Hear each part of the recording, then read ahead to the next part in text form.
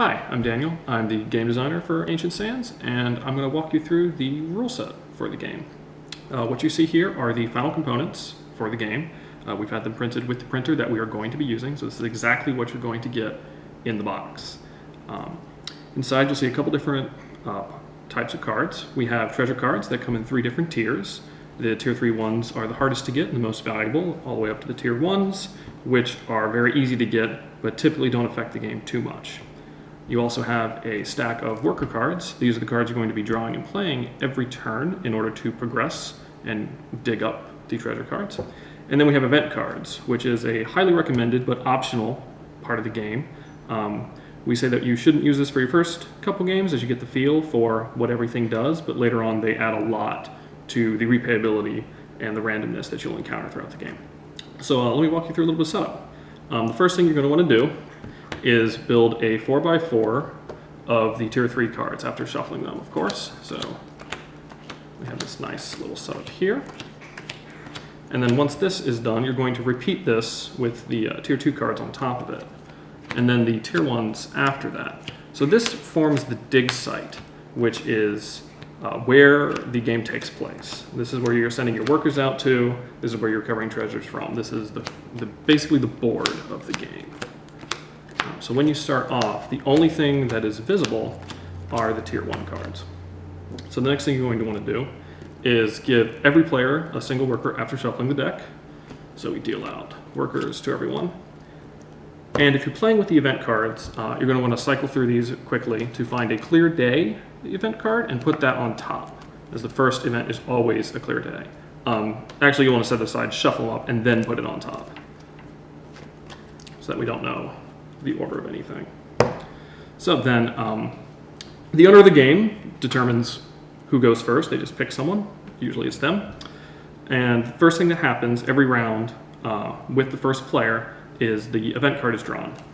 And as I said before, the first event is always clear day. Clear day is a weather event, which means it stays in play until another weather event comes in to take its place.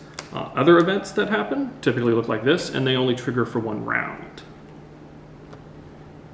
So, on your turn, you will draw a worker card and add it to your hand, and then you will look at the usually 2 worker cards in your hand and choose one to either play or discard. If you play a worker card, you place it out in front of you and you do whatever play text is written on it. Some worker cards have a discard effect, which are typically more powerful effects, but you will have to discard the worker card to use them instead of playing it, which means that the worker is no longer in front of you and cannot help you recover treasures from the middle. So once you have drawn, played, or discard, the final step of your turn is to dig. In order to dig, each treasure tier has a cost, and there's 2 costs. The first cost is just a raw power. The costs are at the bottom here for the cards. The raw power is the sum of the worker cards you have in play. So here I have an apprentice, which is worth 4, so I have a power of 4. That is not enough to dig any of the tier 1 cards, which have a cost of 6. Alternatively, if you have any 2 cards, you can dig a tier 1 treasure. And as you go down, the costs do increase. They're the same across every tier, so all tier 2 cards, treasure cards, cost either a total of 10 dig power or 3 cards, and the tier 3 cards cost 15 dig power or 4 worker cards.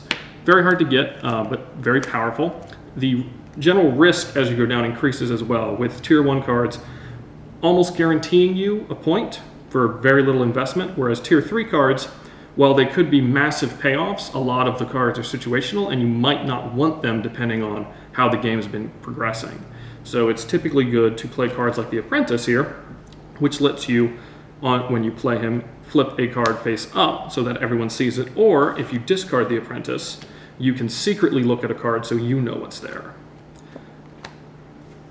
If you have enough cards to dig up, so let's say I had these 2 cards in front of me, so I could dig any tier 1 because not only do I have the 6, I also have 2 cards.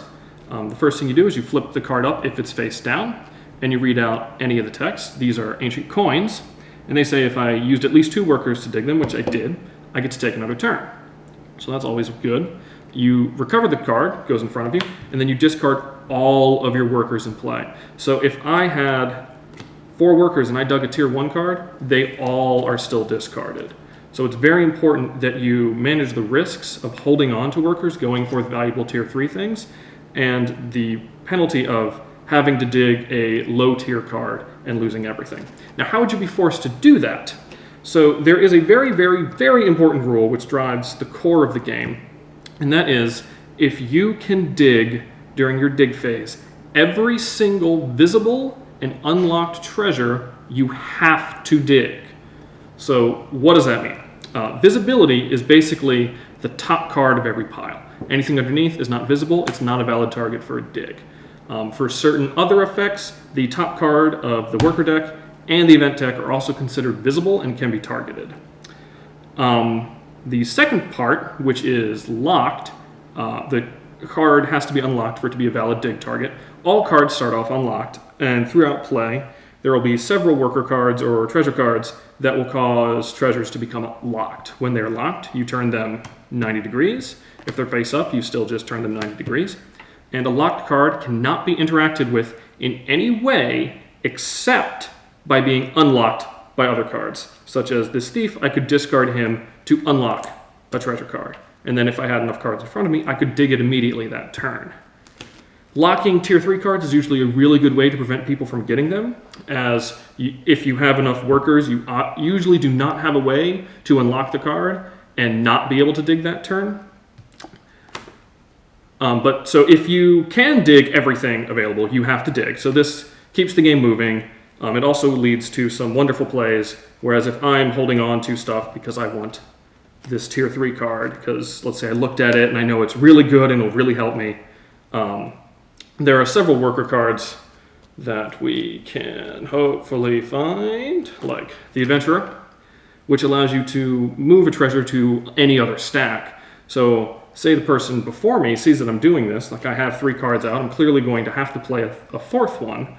He can move the tier 1 treasure on top of their tier 3, making it unavailable for me to get, which means when I play a card, if I don't also have an Adventurer, like say I have a Shaman here, I have to waste 4 cards digging probably a tier 2 or a tier 1 if I know something about it. And that is pretty much the rules of the entire game. How you win the game is as you dig up these cards, at the bottom left is a point value. And as you collect them, you'll start to accrue some points. And once your total is 10, at the beginning of your turn, you win. So when you hit 10, everyone else has one more action to quickly spend whatever they have left and try and catch up or pass you. Now, because it's a lowish scoring game, there's sometimes ties, and the tiebreaker is the number of cards that each person has dug up. And if there is still a tie, it's officially in the rules that both players must accept that it's a tie and hug each other. And that's it. That is how you play Ancient Sands.